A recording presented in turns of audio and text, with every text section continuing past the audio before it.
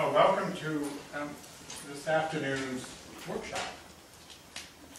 When I arrived here, a miner handed me the sheet of paper and said, "Here's the schedule. This is what you're doing your workshop on Saturday. Hope you don't mind." So we're going to be talking about home, connection, and sacredness.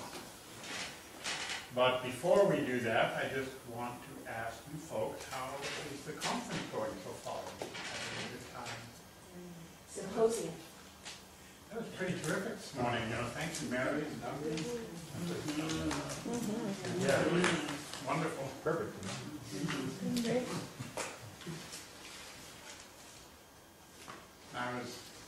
I was saying to Minor, I find myself here without my computer, and I get up early in the morning when I usually write, very early in the morning, 4:30 or so, and I wake up and there's nothing for me to do, and boy, my body's got rest time. And I just stay awake that 3 days. So if I doze off on the chair, don't. We'll have it captured. Yeah, really. Well, tune in on another level. Yeah. Go to your dreams. Well, what I want to do is to, as the title said, talk about home. And I want to do that in a way that hopefully will tie us into the overall subject matter of the weekend, the idea of attuning to the spiritual landscape, and in particular to this construct called Cascadia. And as Duncan was pointing out this morning, Cascadia is both a biological, ecological definition based on whatever parameters have been chosen, whether it's the watersheds or arboreal nature or what it may be, but it's also a thought form, it's also an idea. It's something that is meaningful to us as human beings, but would not necessarily be meaningful to the earth as a whole. I have a good friend who's a very remarkable woman, has essentially 3 doctorates. And one of her doctorates is in physiology, and she used to teach physiology in college. And the first thing she'd do when the class would assemble for the first time is she'd hold up the physiology textbook and then drop it dramatically into the wastebasket. It would make a huge clang. And she would say, "Everything in this textbook is wrong." And once she'd gotten their attention, she would then go on to explain that the textbook reflected the way that science approached the human body by dividing it up into systems. You had your nervous system and your digestive system and your circulatory system and so on. But in fact, the body didn't recognize systems. The body functioned as a wholeness, and it was one integral whole, and our identification of systems was as much for our purpose and for learning and teaching purposes, but she very much wanted her students to understand that fundamental interconnectedness, that fundamental wholeness that was there. And that will be an underlying theme for us as well. Now, what I want to do is to just to say some things. I'm going to give you a little talk, and then we're going to do a series of exercises together. And when we do the exercises, we've got room to spread out again. There's the porch, there's obviously this space, there's room in there, and we'll work that out when we come to it. So I use the term home in a very particular way. And to understand what I mean by that, I need to go to a little more basic place and say that our human experience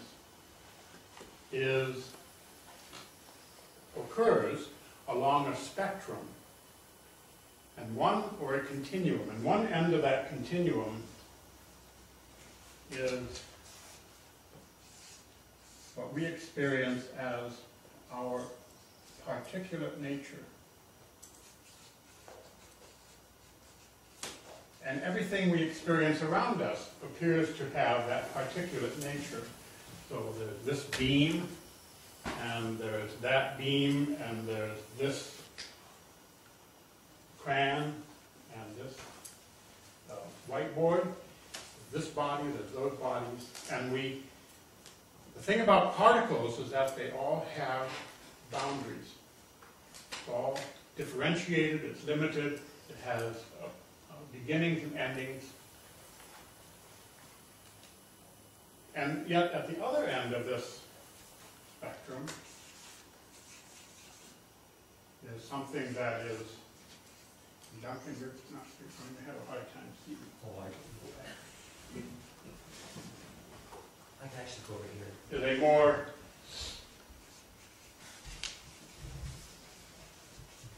a more universal aspect to ourselves.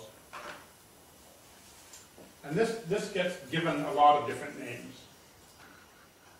The one, unity, the universal, and one name that I also give to it is that it's the sacred. Although, for me, the sacred is really this entire continuum. It's the whole thing.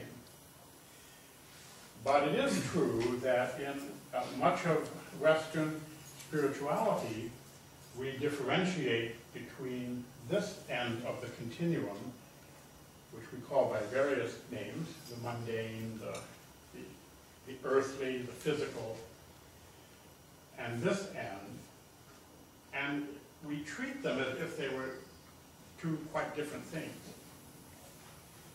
And one of the most popular metaphors in Western spirituality for this relationship is that of a journey. I journey away from the whole, I journey out of unity, I journey away from God. And we're all familiar with that image. And we see our time here on earth as a sojourn, a stage in that journey. And the objective is to get back, to reunite, to achieve a consciousness of unity again, and so on.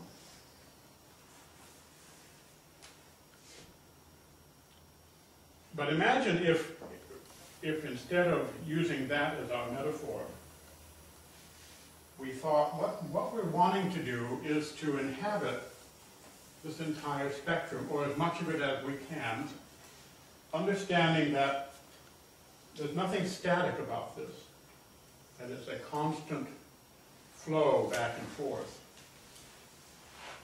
And that the object is not really to be in one place on this continuum to the exclusion of the others, but to be able to inhabit the continuum as a whole, or as much of a whole as we're able at any given time.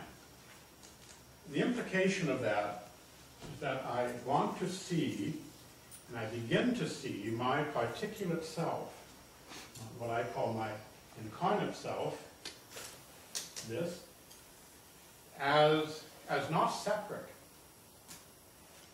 Well, in a couple ways. One, it's not separate from this larger state of the universal.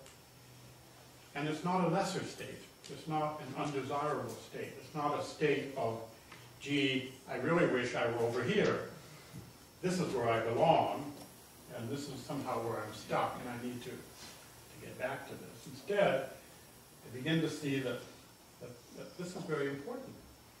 It has characteristics that are not found here, But those characteristics are in themselves valuable.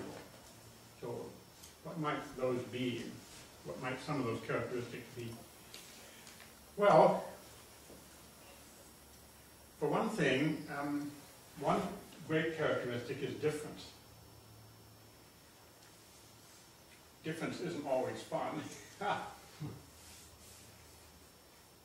know in my family, we've got 4 kids, and sometimes figuring out what's going to be for dinner, or if we were going to go out, where might we go, becomes, you know, sort of this little mini United Nations session of negotiation and compromise, because everybody wants something different. And when the kids were much younger, we would go out to a local food court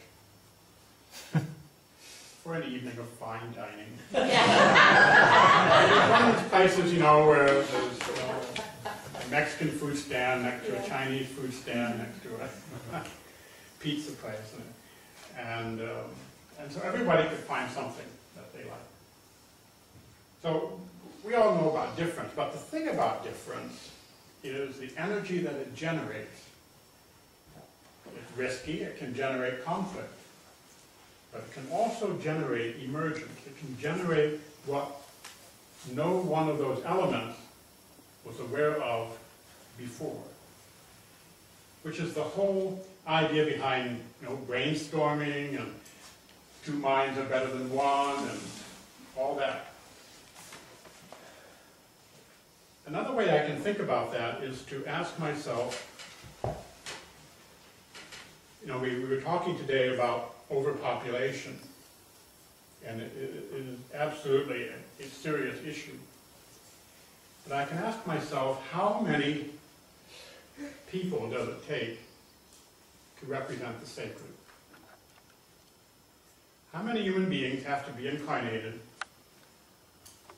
at which point we can say, all the elements of sacredness are now manifested? Or how many creatures in general? How many species of trees, how many beetles, how many amoeba, how many dogs, how many cats, how many people? What's the number that will give us a full representation of what the sacred is? All of them. All of them. And it's actually a trick question, because the other answer is 2. All it actually takes is 2. If those 2, in their relationship, can begin to generate love between them, then wherever there's difference, there's the potentiality for God to erupt, for this to be made manifest. But yes, the other side of the coin is that there's no finite number. There is no finite number that is ever large enough where you can say, that's all we need. That's all we need to represent the fullness of human potential, the fullness of life's potential, which is not to say that the objective is to get more and more and more and more. It is to say that in this quality of difference and what is generated in the richness between boundaries when 2 different things come together, in that dynamic of emergence, something can come forward that takes us along this continuum. So, I mean, we were listening this morning, Mary was sharing her experiences with the orchids, and you have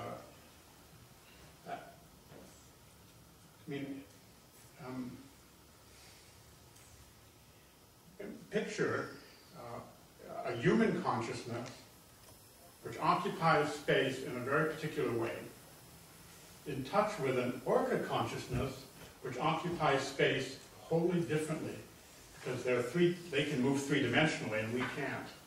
I mean, just that by itself is an amazing difference. You know, they should go deeper and go up and down, but but I can't go up and down. Found it, folks. and my human consciousness is so shaped by my embodiment, by the structure of my body, in ways that we often don't even think about. You know, up is good, down isn't so good. I mean, where did that one come from? It basically comes from the fact that we're upright beings. I don't know if a dog would think that way. Why would a whale think up is good and down is bad, especially if they spend 95% of their time under the surface?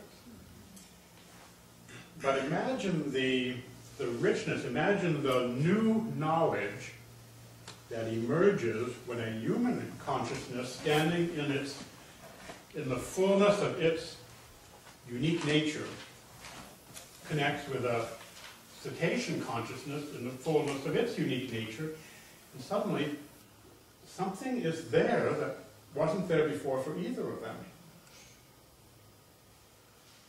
So, to give one final example, really trivial example,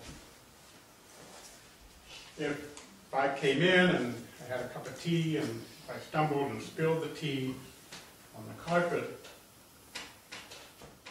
and Jeremy went and got a sheet of paper and put down to try to blot it up.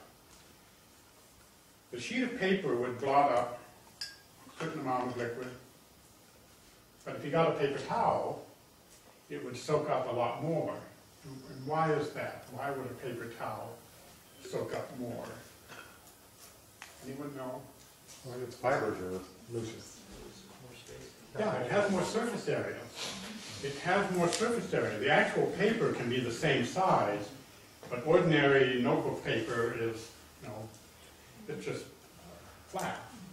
But a paper towel has all these little bumps and ridges and convolutions and effectively magnifies the active surface area that you're working with. That's how our brains do what they do. We've got all these convolutions so that the actual functional surface area of the brain, the active area of the brain, is so much more than just what it would look like if you just took a solid thing and stuck it inside your skull. So this particular particulate dimension, the dimension of physical incarnation, is in a way God's paper towel that can soak up information in profoundly rich ways and generates information. So that the ability to come here, to be embodied, to be in this domain with this richness, when we just look out the window and just this little slice that we see is so rich with the life forms that are out there, that being able to participate in that is, it's a million times better for a soul than going to Disneyland, would be for me. And I think Disneyland is pretty terrific.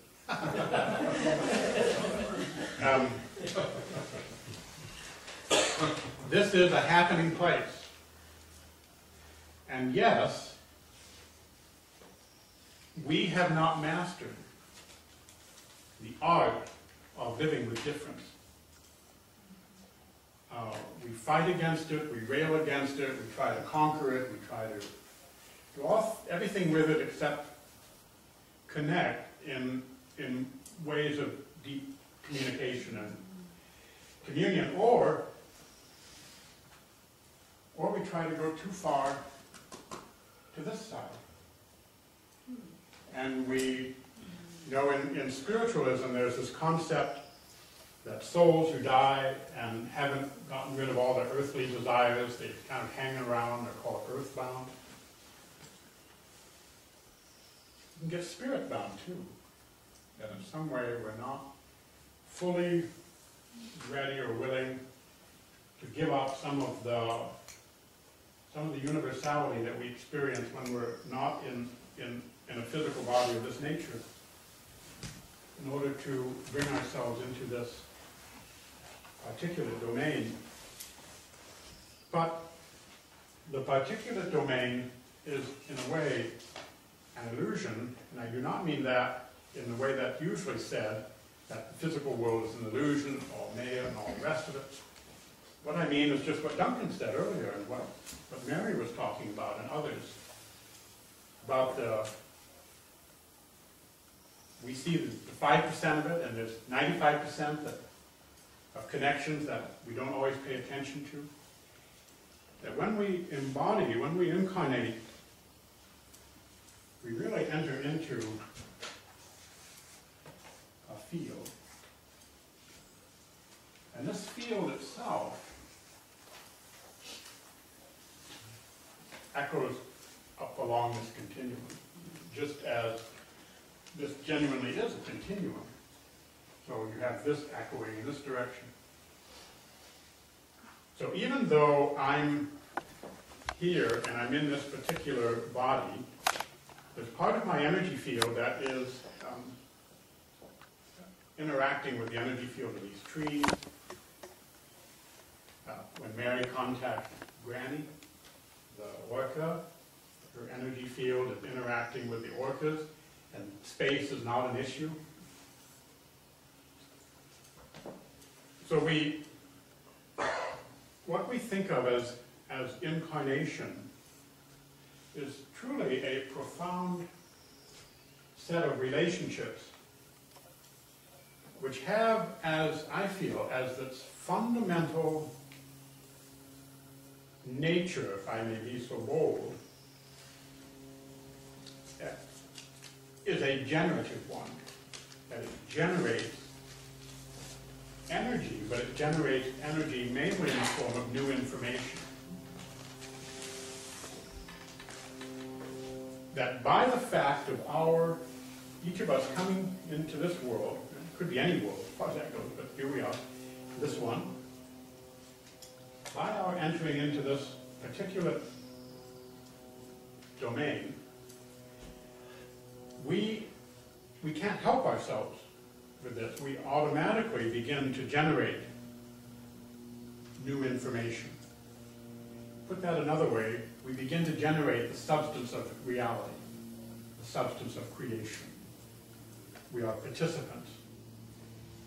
I may not wholly know what that information is, and a lot of it is in that 95% that Duncan talked about. But a very simple example, I've talked about love. I've been a spiritual teacher for many, many years, since I was 19. Given lectures on love. In fact, that's mainly what I talked about the first couple of years that I was lecturing. And I thought, well, I sort of know about this thing called love. And then my first son was born. Wow. And John Michael was there, and I found myself a father. I realized I didn't know anything about love. Yeah. I'd just begun, not even to scratch the surface. I was just kind of sidling up to the surface, hadn't started clawing it yet. That came when I had 4 kids.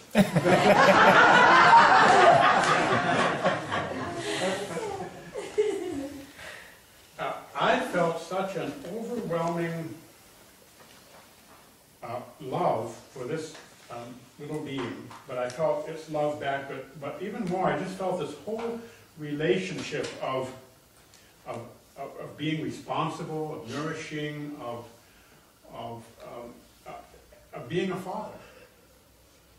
And before Johnny was born, I lots of friends who were dads, and I'd talk to them, what's it like being a dad? And they'd tell me. But a couple of them would say, well, you'll know. You won't know until your son's born, or daughter, whatever. And he was right. No way I could have anticipated it, what that experience was. And actually, that was true for my relationship with Julie. It's true in friendships. I find it's true actually in everything. that it's very hard to anticipate. In fact, I've pretty much given up anticipating just exactly what's going to happen. Even though coming into this workshop, what is this going to be like? I don't know. I had no idea who would be here.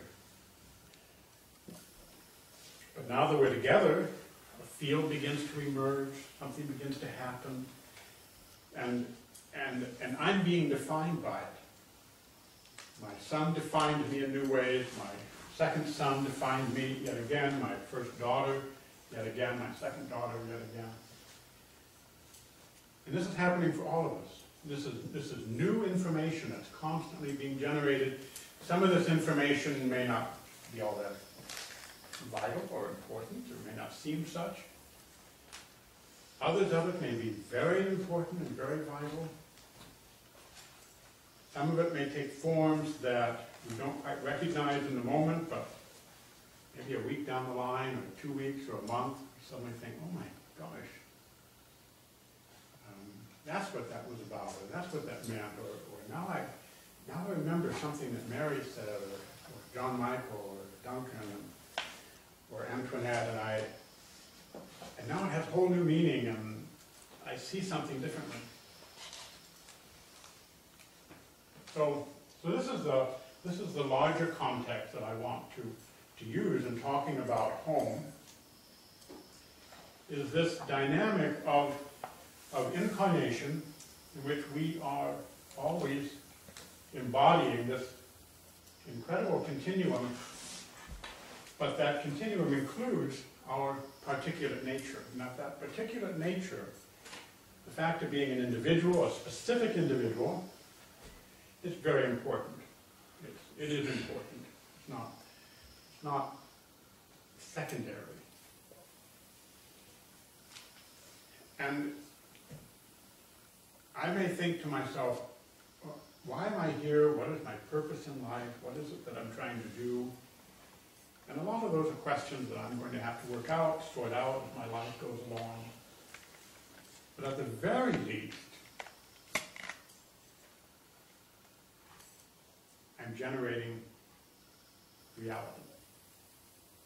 The world, it is our version of what Jesus said when he said, "Behold, I make all things new." Something new is being made around us and from us all the time. Which is not to say that things aren't also crystallizing and getting stuck, and that happens too. So there is this dynamic going on. All right. Home, for me, is a way of talking about the sacred and our sacredness.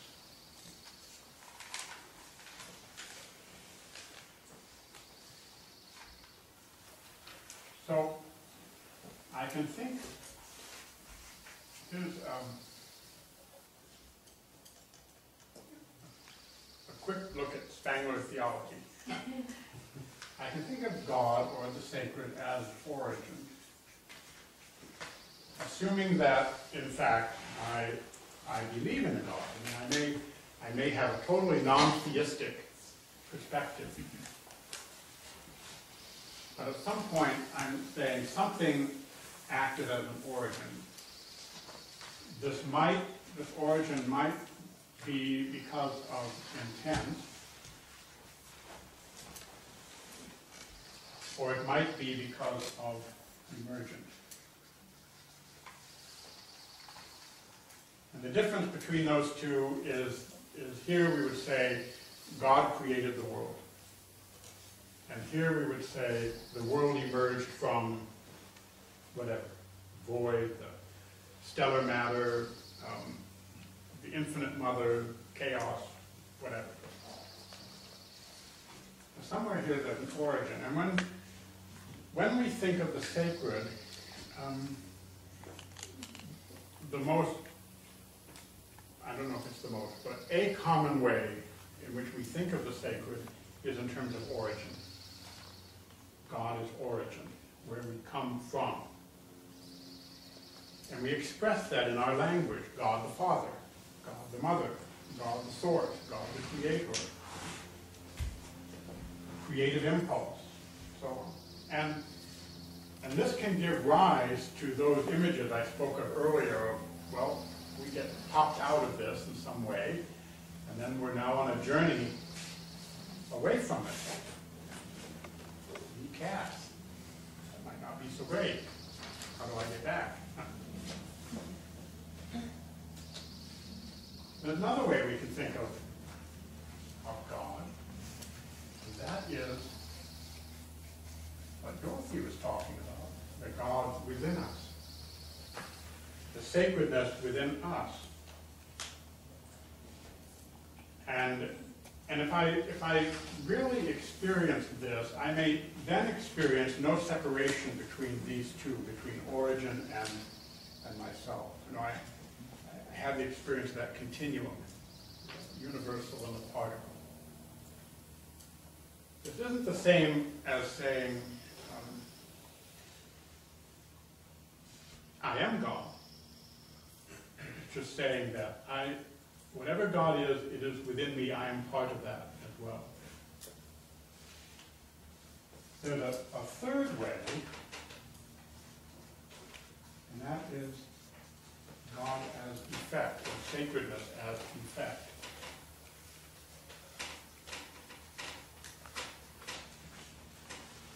And what I mean by that is that I may not have a clue what this is. I may not know what this origin is. I can have God images, I can have theories, I can have origin stories, I can have theological speculation, but I may not really know. I may have an experience of the God within. Dorothy spoke of that. She said there came a point where I had an experience where it went from belief to knowing. I just no longer just believed in a God within, but I knew its reality. But the third is a domain of relationship. And that is